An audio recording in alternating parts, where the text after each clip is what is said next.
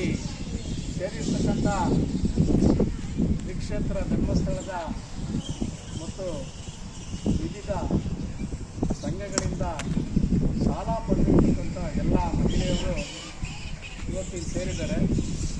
ಉದ್ದೇಶ ಏನಂತಂದರೆ, ನಾನು ಚಿಕ್ಕನಾಯಕನಹಳ್ಳಿ ತಾಲೂಕು ಕರ್ನಾಟಕ ದಲಿತ ಸಂಘರ್ಷ ಸಮಿತಿ ಅಧಿಕೃತ ಸಂಘಟನೆಯ ತಾಲೂಕು ಸಂಚಾಲನ ಕೆಲಸ ಮಾಡ್ತಿದ್ದೀನಿ.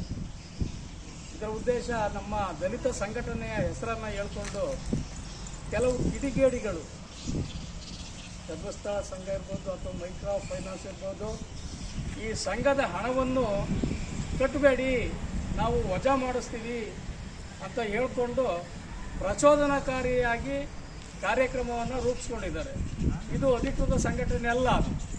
ಕೇವಲ ಅವ್ರ ಉದ್ದೇಶ ಏನು ಅಂತ ಗೊತ್ತಿಲ್ಲ, ಬರೀ ಮಹಿಳೆಯರನ್ನೇ ಟಾರ್ಗೆಟ್ ಮಾಡಿಕೊಂಡು ಈ ರೀತಿಯಾಗಿ ಪ್ರಚೋದನಕಾರಿ ಮಾತುಗಳನ್ನ ಆಡಿ ವಜಾ ಮಾಡಿಸ್ತೀವಿ ಅಂತ ಹೇಳ್ತಾ ಇರ್ತಕ್ಕಂಥದ್ದು ಬಹಳ ವಿಷಾದನೀಯ. ಯಾಕೆಂದರೆ ಈ ಸಂಘ ಸಂಸ್ಥೆಗಳು ಬಡವರ ಪಾಲಿನ ವರದಾನವಾಗಿದ್ದಾವೆ. ಹಿಂದೆ ನಾವು ಈ ಸಂಘ ಸಂಸ್ಥೆ ಬರೋದಕ್ಕಿಂತ ಮುಂಚೆ ಬೇರೆಯವ್ರ ಹತ್ರ ಹಣ ತಗೊಂಡು ಕಟ್ಟಲಾರ್ದೆ ಸಾಕಾದಷ್ಟು ಪರದಾಟವನ್ನು ಮಾಡ್ಕೊಂಡಿದ್ದೀವಿ. ಆದರೆ ಈ ಸಂಘ ಸಂಸ್ಥೆ ಬಂದಾಗಲಿಂದ, ಇವರು ಏನು ನಮಗೆ ಲೋನ್ ಕೊಡೋಕ್ಕೆ ಪ್ರಾರಂಭ ಮಾಡಿದಾಗಲಿಂದ ನಮ್ಮ ಪರಿಸ್ಥಿತಿ ಸುಧಾರಿಸಿದೆ. ಯಾಕೆಂದರೆ ನಾವು ಇವತ್ತು ಸಂಘಗಳಲ್ಲಿ ಸಾಲವನ್ನು ತಗೊಂಡು ಕಟ್ತವ ನಮ್ಮ ವ್ಯವಹಾರಗಳನ್ನ ನಾವು ಮಾಡ್ಕೊತಾ ಇದ್ದೀವಿ. ಬೀಡಿ ಕಟ್ಟುವಂಥದ್ದು ಇರ್ಬೋದು, ಅಥವಾ ಹೈನುಗಾರಿಕೆ ಇರ್ಬೋದು, ಇನ್ನೊಂದಿರ್ಬೋದು. ಈ ರೀತಿಯಾಗಿ ನಾವು ಬಹಳಷ್ಟು ಅನುಕೂಲವನ್ನು ಪಡ್ಕೊಳ್ತಾ ಇದ್ದೀವಿ. ಅದರಿಂದ ಇವತ್ತೂ ಕೂಡ ಪಡ್ಕೊಳ್ತಾ ಇದ್ದೀವಿ. ನಮ್ಮ ಮಕ್ಕಳ ವಿದ್ಯಾಭ್ಯಾಸ ಆಗಿರ್ಬೋದು, ಮಕ್ಕಳ ವಿದ್ಯಾಭ್ಯಾಸಕ್ಕೆ ಸ್ಕಾಲರ್ಶಿಪ್ಪು, ಈ ಥರದ್ದೆಲ್ಲ ಈ ಸಂಘ ಸಂಸ್ಥೆಗಳು ನಮಗೆ ಕೊಡ್ತಾ ಇದ್ದಾವೆ. ಮುಖ್ಯ ಉದ್ದೇಶ ಏನಂತಂದರೆ, ಈ ಸಂಘದಲ್ಲಿ ಸಾಲ ತಗೋಬೇಕಾದ್ರೆ ಒಂದು ನಿಬಂಧನೆ ಇರ್ತದೆ. ಏನಪ್ಪ ನಿಬಂಧನೆ ಅಂತಂದರೆ, ಇನ್ಶೂರೆನ್ಸನ್ನು ಮಾಡಿಸ್ತಾರೆ. ಗಂಡ ಹೆಂಡತಿ ಇಬ್ಬರಿಗೂ ಕೂಡ ಇನ್ಶೂರೆನ್ಸನ್ನು ಮಾಡಿಸ್ತಾರೆ. ಅಕಸ್ಮಾತ್ ಯಾರಾದರೂ ಒಬ್ಬರು ಮರಣ ಹೊಂದಿದಂಥ ಸಂದರ್ಭದಲ್ಲಿ ಅವರ ಏನು ಸಾಲ ಮಾಡಿ ಹಣನ ಕಟ್ಟಿದ್ರು, ಆ ಕಟ್ಟಿದಂಥ ಹಣವನ್ನು ಸಹ ವಾಪಸ್ ಕೊಡ್ತಾರೆ, ಇನ್ಶೂರೆನ್ಸ್ ಹಣವನ್ನು ವಾಪಸ್ ಕೊಡ್ತಾರೆ. ಈ ರೀತಿ ಇರಬೇಕಾದ್ರೆ ಇವರು ಪ್ರಚೋದನಕಾರಿ ಮಾಡ್ತಕ್ಕಂಥದ್ದು ಬಹಳ ತಪ್ಪು. ಇವತ್ತು ನೋಡಿ, ನಮ್ಮ ಮನೇಲಿ ಒಂದು ಒಲೆ ಇಟ್ಕೊಳ್ಳೋದೇ ಕಷ್ಟ ಆಗಿತ್ತು. ಹಿಂದೆ ಸೌದೆ ತಗೊಂಬಂದು ಒಲೆಯಲ್ಲಿ ಅಡುಗೆ ಮಾಡ್ತಾ ಇದ್ವಿ. ಇವತ್ತು ಯಾವ ರೀತಿಯಾಗಿದೆ ಅಂತಂದರೆ, ಮನೇಲಿ ಗ್ಯಾಸ್ ಇದೆ, ಸಿಲಿಂಡ್ರ್ ಇದೆ, ಮತ್ತು ಫ್ರಿಡ್ಜ್ ಇದೆ, ವಾಷಿಂಗ್ ಮಿಷಿನ್ ಇದೆ. ಪ್ರತಿಯೊಂದು ದಿನ ಬಳಕೆ ವಸ್ತುಗಳನ್ನ ನಾವು ಇಟ್ಕೊಂಡಿದ್ದೀವಿ. ಕಾರಣ ಏನಂತಂದರೆ ಈ ಸಂಘ ಸಂಸ್ಥೆಗಳು. ಇದರಲ್ಲಿರ್ತಕ್ಕಂಥವರೆಲ್ಲ ಬರೀ ಬಡವರೇ, ಯಾರೂ ಶ್ರೀಮಂತರಿಲ್ಲ, ಬಡತನದಲ್ಲಿರುವಂಥವ್ರು. ಮತ್ತು ನಾವೇನಾದರೂ ಇವ್ರಿಗೆ ಪ್ರಚೋದನೆ ಮಾಡಿ ಸಾಲ ಮನ್ನಾ ಮಾಡಿಸ್ತೀವಿ ಅದು ಇದು ಅಂತ ಅವ್ರಿಗೇನಾದರೂ ಆಸೆ ತೋರಿಸಿ ನಾವು ಇವ್ರನ್ನ ಕರ್ಕೊಂಡೋಗಿ ತಪ್ಪು ದಾರಿಗೆ ಬಿಟ್ಟಂಗೆ ಆಗ್ತದೆ. ದಾರಿ ಸರಿ ಇರಲ್ಲ, ಮುಳ್ಳಿನ ದಾರಿ ಇರ್ತದೆ ಅದು. ಹಾಗಾಗಿ ದಯಮಾಡಿ ಎಲ್ಲ ಮಹಿಳೆಯರು ಅರ್ಥ ಮಾಡ್ಕೋಬೇಕು. ನಾಳೆ ದಿವಸ ನೋಡಿ, ನಮ್ಮ ಬರೀ ಒಂದು ಆಧಾರ್ ಕಾರ್ಡ್ಗೆ ಲಕ್ಷಾಂತರ ರೂಪಾಯಿ ಸಾಲನ ಕೊಡ್ತಾರೆ. ಬರೀ ಒಂದು ಆಧಾರ್ ಕಾರ್ಡ್ಗೆ ನಾವಿವತ್ತು ಬ್ಯಾಂಕ್ ಹೋಗಿ ಸಾಲ ಪಡಿಬೇಕು ಅಂದರೆ 3 ತಿಂಗಳು ಬೇಕು. ಅವ್ರು ಕೇಳೋ ದಾಖಲಾತಿ ಒದಗಿಸೋಕ್ಕಾಗಲ್ಲ ನಮ್ಮ ಕೈಲಿ. ಹಾಗಾಗಿ ಒಂದು ಆಧಾರ್ ಕಾರ್ಡ್ ಕೊಟ್ಬಿಟ್ರೆ ಇವ್ರು ಸಾಲನ ಕೊಡ್ತಾರೆ. ಆದರೆ ಅದರಲ್ಲೂ ಒಂದು ಕಂಡೀಷನ್ ಇರ್ತದೆ. ನಾವು ಸಾಲನ ಕಟ್ಟಲಿಲ್ಲ ಅಂತಂದ್ರೆ ಏನಾಗುತ್ತೆ ಅಂತಂದರೆ, ನಮ್ಮ ಆಧಾರ್ ಕಾರ್ಡ್ನ ಲಾಕ್ ಮಾಡ್ತಾರೆ, ಸಿವಿಲ್ ಹೊಂಟೋಗ್ತದೆ. ಆವಾಗ ಇಡೀ ನಮ್ಮ ದೇಶದಲ್ಲೇ ಕೂಡ ಎಲ್ಲೂ ನಮಗೆ ಸಾಲ ಸಿಕ್ಕಲ್ಲ, ಡಿಫಾಲ್ಟ್ ಆಗ್ತೀವಿ. ಆದ್ದರಿಂದ ಇದನ್ನೆಲ್ಲ ಮಾಡ್ಕೋಬಾರ್ದು. ಇವರ ವಿರುದ್ಧವಾಗಿ ನಾವು ಹೋರಾಟ ಮಾಡೋವಂಥದ್ದನ್ನ ರೂಪಿಸ್ಕೋಬೇಕು ಅಂತ ನಾನು ಈ ಸಂದರ್ಭದಲ್ಲಿ ಮಹಿಳೆಯರಿಗೆ ಹೇಳ್ತಾ ಇದ್ದೀನಿ. ನಿಮಗೆ ಈಗಾಗಲೇ ಉದ್ದೇಶ ಗೊತ್ತಾಗಿದೆ. ಆದ್ದರಿಂದ ನಿಮ್ಮ ಅನಿಸಿಕೆಯನ್ನು ಇಲ್ಲಿ ಬಂದು ಪತ್ರಿಕಾ ಮಾಧ್ಯಮದ ಮುಂದೆ ಹಂಚ್ಕೊಂಡು. 10,000 ಸಾಲ ತಗೊಂಡು ಇವಾಗ 3 ಲಕ್ಷದವರೆಗೂ ಸಾಲ ತಗೊಂಡಿದ್ದೀವಿ. ಈ ಥರ ಬೇರೆ ಯಾವ ಸಂಸ್ಥೆಯಲ್ಲೂ ಅಷ್ಟು ಸಾಲ ನಮಗೆ ಕೊಟ್ಟಿಲ್ಲ. ಆಮೇಲೆ ನಾವು ಎಷ್ಟೇ ಆ ಸಾಲ ತಗೊಂಡು ನಾವು ತುಂಬ ಕಷ್ಟದಲ್ಲಿ ಇರ್ತೀವಿ, ತುಂಬ ಬಡವರು. ನಮ್ಮ ಅಪ್ಪ ಬರೀ ಕೂಲಿ ಕೆಲಸ ಮಾಡ್ತಾಯಿದ್ರು. ನಮ್ಮ ಅಪ್ಪಂಗೆ 3 ಜನ ಹೆಣ್ಮಕ್ಳು, ಇದರಲ್ಲೇ ಸಾಲ ತಗೊಂಡು ನಮ್ಮ ಅಪ್ಪ 3 ಜನ ಹೆಣ್ಮಕ್ಳಿಗೆ ಮದುವೆ ಮಾಡಿದ್ದಾರೆ. ಮತ್ತು ನೆಕ್ಸ್ಟ್ ನಮ್ಮ ಅಪ್ಪಂಗೆ ಕೆಲಸ ಮಾಡೋಕ್ಕಾಗಲ್ಲ ಅನ್ನೋ ಟೈಮಲ್ಲಿ ನಮ್ಮ ಅಪ್ಪಂಗೆ ನಾನು ಅಂಗಡಿ ಮಾಡಿಕೊಟ್ಟು, ಚಪ್ಪಲಿ ಅಂಗಡಿ, ಇದೇ ಸಂಸ್ಥೆಯಲ್ಲಿ ಸಾಲ ತಗೊಂಡು ಇವಾಗ ನಾನು ನನ್ನ ಜೀವನಕ್ಕೋಸ್ಕರ ನಾನು ಸ್ಟೇಷನರಿ ಅಂಗಡಿ ಮಾಡ್ಕೊಂಡಿದ್ದೀನಿ ಬೇಲ್ರೋಡಲ್ಲಿ. ಆಮೇಲೆ ನನ್ನ ಮಕ್ಕಳ ವಿದ್ಯಾಭ್ಯಾಸಕ್ಕೆ ಈ ಸಂಸ್ಥೆಯಿಂದ ಸ್ಕಾಲರ್ಶಿಪ್ ಕೊಡ್ತಿದ್ದಾರೆ. ಪ್ರತಿ ತಿಂಗಳು 1,000 ಸ್ಕಾಲರ್ಶಿಪ್ ಕೊಡ್ತಾರೆ. ಇಷ್ಟೆಲ್ಲ ಸವಲತ್ತಿರೋ ಸಂಸ್ಥೆ ಬಗ್ಗೆ ಕೆಟ್ಟದಾಗಿ ಅಪಪ್ರಚಾರ ಮಾಡ್ತಿರೋರನ್ನ ಯಾವತ್ತೂ ನಂಬೇಡಿ. ಸುಮ್ಮನೆ ಇವರೆಲ್ಲ ಸುಳ್ಳು ಸುದ್ದಿ ಹಬ್ಬಿಸಿ ನಾವೆಲ್ಲ ಇನ್ನೂ ಕಷ್ಟದಲ್ಲಿ ಇರಬೇಕಾಗುತ್ತೆ. ಅಂಥ ಪರಿಸ್ಥಿತಿಗೆ ತೊಗೊಂಬಂದು ಬಿಡ್ತಾರೆ. ಮತ್ತು ಹೆಚ್ಚಿನದಾಗಿ ಏನು ಮಾಡ್ತಿದ್ದಾರೆ ಅಂತ ಅಂದರೆ ಇವರು ಜಾಸ್ತಿ ಮುಸಲ್ಮಾನರು ಎಲ್ಲಿದ್ದಾರೋ ಅಲ್ಲಿಗೆ ಹೋಗಿ ಟಾರ್ಗೆಟ್ ಮಾಡ್ತಿದ್ದಾರೆ.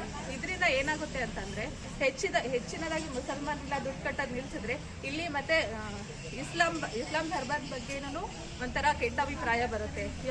ಸಾಬ್ರಿಗೆ ಲೋನ್ ಕೊಡಬೇಡಿ, ಅವರು ಸಾಲ ಕಟ್ಟೋದನ್ನ ನಿಲ್ಲಿಸ್ತಾರೆ ಅಂತ ಹೇಳಿ. ಆದರೆ ಧರ್ಮಸ್ಥಳ ಸಂಸ್ಥೆಯಲ್ಲಿ ಯಾವುದೇ ಜಾತಿ ಧರ್ಮ ಭೇದ ಭಾವ ಇಲ್ದಲೆ ಎಲ್ರಿಗೂ ಒಂದೇ ರೀತಿ ಸಾಲ ಕೊಡ್ತಿದ್ದಾರೆ. ಮುಸಲ್ಮಾನರಿಗೆ ಕಡಿಮೆ ಸಾಲ, ಮತ್ತೆ ಹಿಂದೂಸಿಗೆ ಜಾಸ್ತಿ ಸಾಲ, ಆ ಥರ ಯಾರಿಗೂ ಕೊಡ್ತಾ ಇಲ್ಲ. ಎಲ್ಲರಿಗೂ ಒಂದೇ ರೀತಿಲಿ ಸಾಲ ಕೊಡ್ತಿದ್ದಾರೆ, ಮತ್ತೆ ಒಂದೇ ರೀತಿಲಿ ಬಡ್ಡಿ ತೊಗೊಳ್ತಿದ್ದಾರೆ. ಒಬ್ಬರಿಗೆ ಜಾಸ್ತಿ ಬಡ್ಡಿ, ಒಬ್ಬರಿಗೆ ಕಡಿಮೆ ಬಡ್ಡಿ, ಆ ಥರ ಯಾವತ್ತೂ ಮಾಡಿಲ್ಲ. 1 ಲಕ್ಷಕ್ಕೆ 7,000 ಬಡ್ಡಿ ತೊಗೊಳ್ತಾರೆ ಅಷ್ಟೇ. ಬೇರೆ ಕಡೆ ಎಲ್ಲ ಬರೀ 50,000 ಲೋನ್ ತೊಗೊಂಡಿದ್ರೆ ನಾವು 16-18,000 ಬಡ್ಡಿ ಕಟ್ಟಬೇಕಾಗುತ್ತೆ. ಇದರಲ್ಲಿ ಬರೀ 1 ಲಕ್ಷಕ್ಕೆ 7,000 ಬಡ್ಡಿ ಮಾತ್ರ ತೊಗೊಳ್ತಾರೆ. ಮತ್ತೆ ಬಡ್ಡಿ ತಗೊಂಡ್ರು ಇದರಲ್ಲಿ ಪ್ರತಿ 3 ವರ್ಷ ಮತ್ತೆ 5 ವರ್ಷಕ್ಕೊಂದ್ಸಲಿ ಲಾಭಾಂಶ ರೂಪದಲ್ಲಿ ಸಂಘದವರಿಗೆ ಅದನ್ನ ರಿಟರ್ನ್ ಆಗಿ ಕೊಡ್ತಿದ್ದಾರೆ. ಇಂಥ ಎಲ್ಲ ಒಳ್ಳೆ ಕೆಲಸ ಮಾಡ್ತಿರೋ ಸಂಸ್ಥೆ ಬಗ್ಗೆ ಸುಮ್ಮನೆ ಅಪಪ್ರಚಾರ ಮಾಡ್ಕೊಂಡು ಸಂಸ್ಥೆನ ಹಾಳು ಮಾಡಬೇಡಿ, ಸಂಸ್ಥೆ ಬಗ್ಗೆ ಗೌರವ ಇಟ್ಕೊಳ್ಳಿ ಅಂತ ಹೇಳ್ತಿದ್ದೀನಿ. ಮತ್ತೆ ಎಷ್ಟು ಕಷ್ಟದಲ್ಲಿರೋರಿಗೆ, ನಿರ್ಗತಿಕರಿರ್ತಾರೆ, ಮಕ್ಕಳಿರಲ್ಲ ಅಂಥವರಿಗೆಲ್ಲನೂ ಮಾಸಾಶನ ರೂಪದಲ್ಲಿ ದುಡ್ಡು ಕೊಡ್ತಿದ್ದಾರೆ. ನಮ್ಮೂರಲ್ಲೇನೆ ಎಷ್ಟು ಜನ ಅದರಿಂದ ಸವಲತ್ತು ಪಡ್ಕೊಂಡಿದ್ದಾರೆ. ಮತ್ತೆ ನಿರ್ಗತಿಕರು, ಅವರಿಗೆ ಮನೆ ಇರಲ್ಲ, ಮನೆ ಕಟ್ಟಕ್ಕೆ ಅವ್ರ ಹತ್ರ ಸೌಲಭ್ಯ ಇರಲ್ಲ, ಅಂಥವರಿಗೆಲ್ಲ ಮನೆ ಕಟ್ಕೊಡೋ ಒಂದು ಯೋಜನೆನ ಜಾರಿಗೆ ತಂದಿದ್ದಾರೆ. ಇಂಥದ್ದೆಲ್ಲ ಒಂದೊಳ್ಳೆ ಅನುಭವ ಇದೆ ಅಂತ ಅಂದರೆ ಅದು ಧರ್ಮಸ್ಥಳ ಸಂಸ್ಥೆ ಒಂದೇ. ಅದು ಬಿಟ್ಟೆ ಬೇರೆ ಯಾವ ಸಂಸ್ಥೆಲೂ ಈ ಥರ ಎಲ್ಲ ಇಲ್ಲ. ಹಂಗಾಗಿ ಯಾರೂ ಆಗಲಿ ಯಾವುದೇ ರೀತಿಯಾದಂತಹ ಒಂದು ಸುಳ್ಳು ಸುದ್ದಿಗೆ ತಲೆ ಕೊಡ್ದಲೆ ಎಲ್ಲರೂ ಪ್ರತಿ ವಾರ ಹಣ ಕಟ್ಕೊಂಡೋಗಿ ಮತ್ತೆ ಸಂಸ್ಥೆನ ಗೌರವಿಸಿ ಸಂಸ್ಥೆನ ಇದೇ ಥರ ಮುಂದುವರಿಸ್ಕೊಂಡು ಹೋಗಿ ಅಂತ ಹೇಳಕ್ ಇಷ್ಟಪಡ್ತೀನಿ. ನಿಮ್ಮ ಹೆಸರು? ನನ್ನ ಹೆಸರು ಸಲ್ಮಾ ಕೌಸರ್ ಅಂತ. ಸಲ್ಮಾ ಕೌಸರ್. ಯಾವ ಊರು? ಹೇಳನದು. ಜೋಗಿಯಿಂದ ಬಂದಿದ್ದೀನಿ. JSS ಇದರಲ್ಲಿ ನನ್ನ ಮಹಿಳಾ ಇರ್ತಾರೆ. ನಿಮ್ಮ ಹೆಸರು? ವಜ್ರವೇಣಿ. ನಾನು ಬಡ ಕುಟುಂಬದಲ್ಲೇ ಬೆಳೆದವಳು. ಬಡ ಕುಟುಂಬದಲ್ಲಿ ನಾನು ಬೆಳೆದಿರೋಳು. ನಿಮ್ಮ ಎದುರಿಗೆ ನಾನು ಸಂಘದ ಕಡೆಗೆ ನೋಡ್ತೀನಿ, ಮಹಿಳೆಯರ ಕಡೆಯಿಂದಲೇ ನಾನು ಬಂದಿರೋದು. ಅದಕ್ಕೋಸ್ಕರ ನಾವು ಬಡ ಕುಟುಂಬದಲ್ಲಿ ಬೆಳೆದಿದ್ರು ನಮ್ಮ ಅಪ್ಪರೆಲ್ಲ ನಾವು ಬಡವರೇನೆ. ಆದ್ರೂ ಧರ್ಮಸ್ಥಳ ಸಂಘದಲ್ಲಿ ಸ್ಟಾರ್ಟಿಂಗಲ್ಲಿ 10,000 ರೂಪಾಯಿ ಕೊಟ್ಟಿದ್ರು, ಕೋಳಿ ಲೋನ್ ಅಂತ ಕೊಟ್ಟಿದ್ರು. ಆವಾಗಲಿಂದಲೂ ನಾವು 10,000ದಿಂದ ಇವಾಗ ನಾವು 3 ಲಕ್ಷಕ್ಕೆ ಬಂದು ನಿಂತಿದ್ದೀವಿ. ಆದ್ರೂ ನಮ್ಮ ನಂಬಿ ಯಾರಾದರೂ ಒಂದು ಕಾಸಿನ ಬಡ್ಡಿಯರಾಗಲಿ ಫೈನಾನ್ಸ್ನವರೇ ಬಂದ್ರೂ 1 ವಾರ ಕಟ್ಟಿಲ್ಲ ಅಂದ್ರೆ 200 ರೂಪಾಯಿ ತೊಗೊಂಡ್ರು ಬಾಕ್ಲಲ್ಲಿ ಬಂದು ನಿಂತ್ಕೊತಾರೆ. ಹಂಗಾಗಿ ನಾವು ಎಲ್ಲದರಲ್ಲೂ ಫೈನಾನ್ಸಲ್ಲಿ ತೊಗೊಂಡು ಭಾರಿ ಸಾಕಾಗಿದ್ದು. ಸಂಘದಿಂದ ನಾನು ಭಾರಿ ಉದ್ಧಾರ ಆಗಿದ್ದೀನಿ. ಆಮೇಲೆ ನಮ್ಮ ಮೊಮ್ಮಗಳನ್ನೂ ಓದಿಸ್ತಾ ಇದ್ದೀನಿ. ನನ್ನ ಮಗನಿಗೆ 1-2 ಮದುವೆ ಮಾಡಿದ್ದೀನಿ. ಇವಾಗ ಮನೆ ಕಟ್ಟಲಿಕ್ಕೆ ನಾನು ಮುನ್ಸಿಪಲ್ ಆಫೀಸಿಂದ ನಾನು ಅರ್ಜಿ ಹಾಕಿದ್ದೆ. ಅದರಲ್ಲಿ 2,70,000 ರೂಪಾಯಿ ಕೊಡ್ತೀನಿ ಅಂತೇಳಿ ಮನವಿ ಆಗಿತ್ತು. ಆಮೇಲೆ ನಾವು ಬಂದಾಗ ಅದು ತಿರ್ಗಲ್ಲ, ಅದು ನಿಂತು ಇವಾಗ 6 ತಿಂಗಳಾಗಿದೆ. ನಾನು ಆಳುಗಳಿಗೆಲ್ಲ ಸಿಮೆಂಟು ಅದು ಇದೆಲ್ಲ ತರಗೆ ನಾನು ಏನೆಲ್ಲ ಮುಂದುವರಿಸಿದ್ದೀನಿ ಮನೆ ನಾನು. ಆಮೇಲೆ ತಿರ್ಗಿ ಸಂಘದಲ್ಲಿ ನಾನು 2 ಲಕ್ಷಕ್ಕೆ ಹಾಕಿದಾಗ ನನ್ನ ಧರ್ಮಸ್ಥಳ ನನಗೆ ತುಂಬ ಸಹಾಯ ಮಾಡಿತು. ಇವಾಗ 10,000ದಿಂದ ನಾನು 2 ಲಕ್ಷದಿಂದ ಯಾರು ಕೊಡ್ತಾರೆ 2 ಲಕ್ಷ ನಂಬಿ ನಾವು ಒಂಟಿ ಹೆಂಗಸರಾಗಿ ಇದ್ಕೊಂಡು ನಾವು ಜೀವನ ಮಾಡ್ಬೇಕಾದ್ರೆ ನಮ್ಮ ಜೋಗಿ ಸಂಘದಲ್ಲಿ ಎಲ್ಲ ತೀರಾ ಬಡವರೇ ಇರು. ಯಾರ್ದು ಯಾವುದು ಏನೂ ಸಮಸ್ಯೆ ಆಗಿಲ್ಲ. ಯಾವ್ದು ನೋಡಿದ್ರು ಸಂಘ ಇವಾಗ ನಾವು ಗುಂಪು ನೋಡಿ ಗುಂಪಿಂದ ನಮಗೆ ಅವ್ರು ಕೊಡ್ತಾರೆ. ಗುಂಪಿನಲ್ಲಿ ನಾವು ಒಪ್ಪಿ ಕೊಟ್ಟ ಮೇಲೆ ಅವ್ರು ಕೊಡ್ತಾರೆ.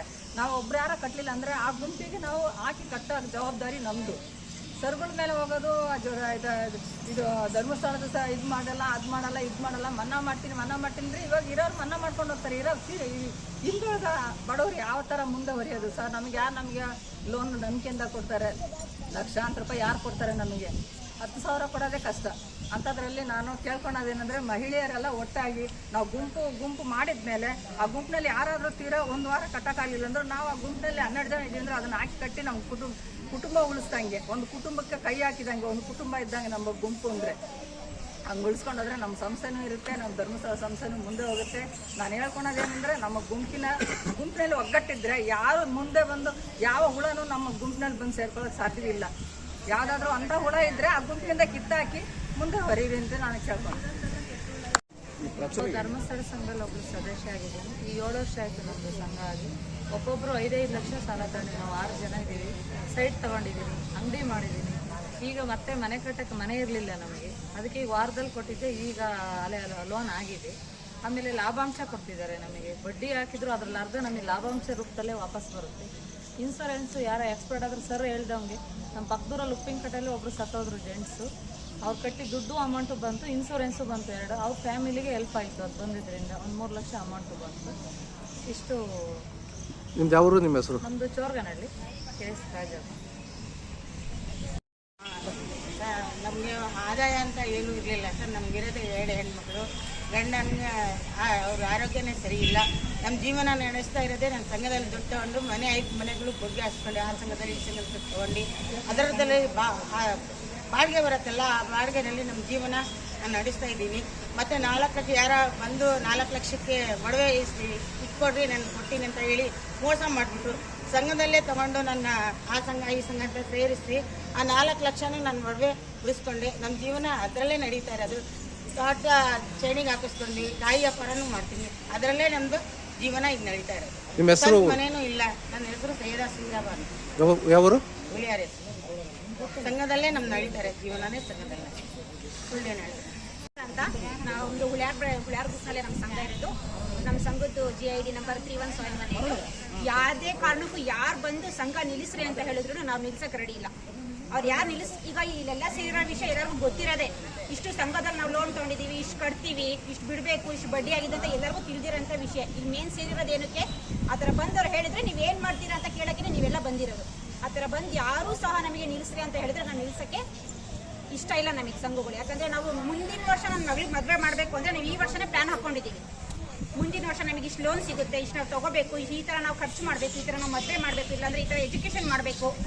ಇನ್ನು ಮುಂದಿನ ವರ್ಷ ತಗೊಳ್ಳೋಂತಹ ಲೋನ್ಗಳಿಗೆ ಈಗಲೇ ಪ್ಲ್ಯಾನ್ ಮಾಡ್ಕೊಂಡಿರೋಂತಹ ಇಷ್ಟು ಸೌಲಭ್ಯ ಇರೋದನ್ನ ನಾವು ಯಾಕೆ ನಿಲ್ಸೋಕೆ ಹೋಗಬೇಕು? ನಾವು ಯಾವುದೇ ಕಾರಣಕ್ಕೋಸ್ಕರ ನಿಲ್ಲಿಸಲ್ಲ. ಸಂಘಗಳನ್ನ ಯಾವ ರೀತಿ ಇದು ಮಾಡಬೇಕು. ಈಗ ಯಾರು ನಿಲ್ಲಿಸ್ಲಿ ಅಂತ ಹೇಳ್ತಿದಾರೋ ಅವರೇ ಬಂದು ಒಂದು 5 ಲಕ್ಷ ಎಲ್ಲ ಹೆಂಗಸರಿಗೂ ಕೊಡಲಿ. ಯಾರು ನಿಲ್ಲಿಸ್ಲಿ ಸಂಘ ಕಟ್ಬೇಡ್ರಿ ಅಂತ ಹೇಳ್ತಿದಾರೋ ಅವರೇ ಈಗ ನಮಗೆ ಬೇಕಾಗಲಿಲ್ಲ ಅಮೌಂಟು, ಅವರೇ ಬಂದು ಒಬ್ಬೊಬ್ಬರಿಗೆ 1 ಲಕ್ಷ 5 ಲಕ್ಷ ಬೇಡ, ಬರೀ 1 ಲಕ್ಷ ಕೊಡಲಿ ಸಾಕು. ಯಾರಿಗೆ 10,000 ಕೊಟ್ಟು ಬೇಕಾದ್ರೆ ಕಟ್ಬೇಡ್ರಿ ಅಂತ ಹೇಳಿ. ಈಗ ಮೇನಿಸ್ ಇರೋದೇನು, ಯಾವುದೇ ಕಾರಣಕ್ಕೂ ಯಾರು ಬಂದು ಹೇಳಿದ್ರು ಸಹ ಯಾವುದೇ ಕಾರಣಕ್ಕೂ ನಾವು ಅಮೌಂಟ್ ಕಟ್ಟೋದನ್ನ ನಿಲ್ಲಿಸಲ್ಲ. ಯಾವುದೇ ರೀತಿ ಉಪಯೋಗ ಆಗಿದೆ, ಮಕ್ಕಳ ಎಜುಕೇಷನ್ ಆಗಲಿ, ನಮ್ಮ ದುಡ್ಡಿನಲ್ಲಿ 5 ಲಕ್ಷದವರೆಗೂ ಸಾಲ ತಗೊಂಡಿದ್ದಾರೆ. 10,000ದಿಂದ ನಾವು ಹೆಚ್ಚು ಕಡಿಮೆ ಒಂದು 13 ವರ್ಷದಿಂದ ನಾವು ಸಂಘ ನಡೆಸ್ತಾ ಇದ್ದೀವಿ. ಸಂಘದಿಂದ 10,000ದಿಂದ ಹಿಡಿದು 5 ಲಕ್ಷದವರೆಗೂ ಸಾಲನ ನಮ್ಮ ದುಡ್ಡಿನಲ್ಲಿ ಮಾಡಿಕೊಟ್ಟಿದ್ದಾರೆ. ಎಸ್ಗ್ರೇಡ್ನಲ್ಲೇ ಸಂಘ ನಡೀತಾ ಇದೆ. ಮತ್ತು ನಾವು ಕಟ್ಟಿರುವಂತಹ ಅಮೌಂಟನ್ನು ಬಡ್ಡಿ ನಾವು ಎಷ್ಟು ಕಟ್ಟಿದ್ದೀವಿ ಅದ್ರ ಪ್ರಕಾರ ನಮಗೆ ಒಂದು 3-4 ಸತಿ ಆಗಲೇ ಲಾಭಾಂಶನ ನಾವು ರಿಟರ್ನ್ ತೊಗೊಂಡಿದ್ದೀವಿ. ಅದರಲ್ಲಿ ತೊಗೊಂಡು ತಿಂದು ಅದಕ್ಕೆಲ್ಲ ನಾವು ಕಟ್ಟಲ್ಲ ಅಂತ ಹೇಳಿದ್ರೆ ಅದು ಸರಿಯಲ್ಲ. ಅದು ಯಾರು ನಿಲ್ಲಿಸ್ರಿ ಅಂತ ಅವನು ವಿಡಿಯೋದಲ್ಲಿ ಹಾಕಿದ್ದಾನೋ ಅವನೇ ಬಂದು ಎಲ್ಲರಿಗೂ 1-2 ಲಕ್ಷ ಕೊಡಲಿ. ಬೇಕಾದ್ರೆ ಅವ್ರ ಮಾತಿಗೆ ನಾವು ಬೆಲೆ ಕೊಟ್ಟು ಬೇಕಾದ್ರೆ ನಿಲ್ಲಿಸಬೇಕಾದ ಅವ್ರಿಗೆ ಬೇಕಾದ್ರೆ ಸೌಲಭ್ಯ ಮಾಡ್ಕೊಡೋಣ. ಅದೇನು ಅಂತ ಯಾವುದೇ ಕಾರಣಕ್ಕೂ ಯಾವುದೇ ಅವ್ರು ಬಂದು ಹೇಳಿದ್ರು, ಇವ್ರು ಬಂದು ಹೇಳಿದ್ರು, ಅವ್ರು ಕಟ್ಟಬೇಡ್ರಿ ಅಂತ ಹೇಳಿದ್ರು. ಅವ್ರಿಗೆ ಯಾರ ಮಾತನ್ನ ಕೇಳಕ್ ಹೋಗ್ಬೇಡ್ರಿ ನೀವು. ನಿಮ್ಮ ಭರವಸೆ ಈಗ ಮೇನ್ ಈಗ ಗಂಡ ಹೆಂಡತಿ ದುಡಿತಿದ್ದಾರೆ ಮನೇಲಿ ಅಂತ ಹೇಳಿದ್ರೆ ಗಂಡನೇ ಸಹ 100 ರೂಪಾಯಿ ಹೆಚ್ಚು ಹೆಂಡತಿ ಕೊಡಲ್ಲ, ಹೆಂಡತಿ ಸಹ 100 ರೂಪಾಯಿ ಜಾಸ್ತಿ ಗಂಡನ ಕೊಡಲ್ಲ. ವಾರ ಈಗ ನಮ್ಮ ಗ್ರೂಪ್ ಆಧಾರದ ಮೇಲೆ 5 ಲಕ್ಷ ಲೋನ್ ಮಾಡ್ಕೊಡ್ತಾ ಇದ್ದಾರೆ. ಅವ್ರ ಗಂಡಸರಿಗೆ ಕಟ್ರಿ ಅಂತ ಅವ್ರೇನು ಕೇಳಲ್ಲ. ಹೆಂಗಸರಿ ಜವಾಬ್ದಾರಿ ಮೇಲೆ ಅವ್ರಿದ್ರ ಮೇಲೆ ಅವರು 5 ಲಕ್ಷ ಲೋನನ್ನು ಕೊಡ್ತಾ ಇದ್ದಾರೆ ಅವರು. ಅದಕ್ಕೋಸ್ಕರ ಯಾರೇ ಬಂದು ಹೇಳಿದ್ರು, ಯಾರ ಮಾತು ಕೇಳಿದ್ರೆ ನಿಮ್ಮ ತಾಂಡಿರೋಂತಹ ಅಮೌಂಟನ್ನು ಪ್ರಾಮಾಣಿಕವಾಗಿ ಕಟ್ಕೊಂಡು ಸಂಘದ ಸೌಲಭ್ಯನ ಪಡೀರಿ ಅಂತ ಹೇಳಕ್ಕೆ ಇಷ್ಟಪಡ್ತೀನಿ. ನಿಮ್ಮ ಹೆಸರು? ನಾವು ಸಂಘ ಮಾಡಿ 12 ವರ್ಷ ಆಗಿದೆ. 12 ವರ್ಷದಿಂದನೂ 10,000ದಿಂದ ನಾವು ಪಡ್ಕೊಂಡು ಬಂದಿದ್ದೀವಿ. ಬ್ಯಾಂಕ್ನಲ್ಲಿ ಹೋದ್ರೂ ಯಾರೂ ಕೊಡಲ್ಲ, ಅದು ಇದು ಅಂತ ಕೇಳ್ತಾರೆ. ಇಲ್ಲಿ ನಮಗೆ ಸಂಘದ ಸದಸ್ಯರ ಮುಖಾಂತರ ಆಧಾರ್ ಕಾರ್ಡ್ ಮುಖಾಂತರ 4 ಲಕ್ಷ ಯಾರು ತಗೊಂಡಿದ್ದೀವಿ. ಮನೆ ಮಕ್ಕಳು ಮದುವೆ ಮಾಡಿದ್ದೀವಿ. ಈಗ ನಮ್ಮ ಜೀವನ ಸುಮಾರ್ಗವಾಗಿದೆ. ಬೇರೆಯವರೆಲ್ಲ ಬಂದು ನಮಗೆ ಅದು ಇದು ಹೇಳಿ ನಾವು ನಂಬಲ್ಲ. ನಾವು ಪರಮಾತ್ಮ ನಂಬಿ ನಾವು ಸಾಲ ಮಾಡಿದ್ವಿ. ಆ ಟೈಮಿಗೆ ಪರಮಾತ್ಮ ನಮಗೆ ಒದಗಿಸಿ ಕೊಡ್ತಾನೆ ಸಾಲ ಕಟ್ಟಕ್ಕೆ.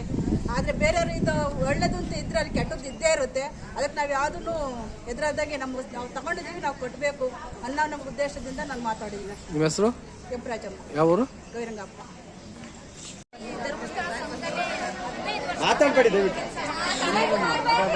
ಸದಸ್ಯರಾಗಿದ್ದೀನಿ ಮತ್ತೆ ಸೆಕ್ರೆಟರಿಯಾಗಿ ನನ್ನ ಆಯ್ಕೆ ಮಾಡಿದ್ದಾರೆ. ನಮಗೆ ನಾನು ಬೇರೆ ಆದಮೇಲೆ ಮನೆ ಕಟ್ಟಕ್ಕೆ ಸಹ ನನ್ನ ಹತ್ರ ಅಮೌಂಟ್ ಇರಲಿಲ್ಲ ಸರ್. ಫಸ್ಟ್ಗೆ ಸ್ಟಾರ್ಟಿಂಗ್ 10,000 ತಗೊಂಡ್ಬಿಟ್ಟು ಅದರಲ್ಲಿ ಮನೆ ರಚನೆ ಅಂತ ಹೇಳ್ಬಿಟ್ಟು ಅದು ಮಾಡಿದೆ ಸರ್. ಆಮೇಲೆ ಸೆಕೆಂಡಲ್ಲಿ 30,000 ರೂಪಾಯಿ ಸಾಲ ತಗೊಂಡು ಅದರಲ್ಲಿ ನನ್ನದೇನು ಕಷ್ಟಗಳಿದ್ವು ಅದೆಲ್ಲ ನಿಭಾಯಿಸ್ಕೊಂಡ್ಬಿಟ್ಟು ಅದರಲ್ಲಿ ಬಂದಿದ್ದ ಲಾಭಾಂಶ ಮತ್ತು ನಮ್ಮ ಇದ್ರ ಸಂಘದಲ್ಲಿ ಒಬ್ಬರು ಇವರು ಕೈ ಕಾಲು ಏನು ಇಲ್ದವ್ರಿಗೆಲ್ಲ ಸಹಾಯ ಮಾಡಿಸಿದ್ದೀನಿ. ಮತ್ತು ಅದರಿಂದ ಎಷ್ಟೋ ನಮಗೆ ಕಷ್ಟಗಳೆಲ್ಲ ನಮಗೆ ನಿಭಾಯಿಸ್ತಿದ್ದಾರೆ. ಮತ್ತು ITI ಡಿಪ್ಲೊಮಾ ಮಾಡಿರೋ ಮಕ್ಕಳಿಗೆಲ್ಲ ಸ್ಕಾಲರ್ಶಿಪ್ನೆಲ್ಲ ಧರ್ಮಿಸ್ಕೊಡ್ತಾ ಇದ್ದಾರೆ. ಮತ್ತು ಕೃಷಿ ಬಗ್ಗೆ ಎಲ್ಲ ಇದನ್ನು ನೀಡಿಬಿಟ್ಟು ಅದಕ್ಕೆಲ್ಲ ಅನುದಾನವನ್ನು ಎಲ್ಲ ಕೊಡ್ತಿದ್ದಾರೆ. ಈ ಸಂಸ್ಥೆ ಮಾತ್ರ ಯಾವುದೇ ಕಾರಣಕ್ಕೂ ನಾವು ಕೈ ಬಿಡಲ್ಲ ಸರ್. ನಿಮ್ಮ ಹೆಸರು? ಕವಿತಾ, ಯಾವೂರು? ಕೋರ್ಗೆರೆ. ನಮಗೆ ಒಂದು ಮಾನವೀಯತೆ ಅನ್ನೋದು ನಮ್ಮಲ್ಲಿದ್ದರೆ ಈ ಸಾಲನ ನಾವು ಸರಿಯಾದ ರೀತಿಲಿ ಬಳಕೆ ಮಾಡ್ಕೊಂತೀವಿ, ಸರಿಯಾದ ರೀತಿಲಿ ಕಟ್ತೀವಿ. ಅಷ್ಟೇ ಹೇಳೋಕೆ ಇಷ್ಟಪಡ್ತೀವಿ. ಪ್ರಚೋದನೆ ಮಾಡೋರ್ಗೆ ಏನು ಹೇಳ್ತೀರಿ? ಪ್ರಚೋದನೆ ಮಾಡಿರೋ ಸುಮ್ಮನೆ ಏನೋ ಒಂದು ಇದಕ್ಕೆ ಮಾಡ್ತಾ ಇದ್ದಾರೆ ಪ್ರಚೋದನೆ.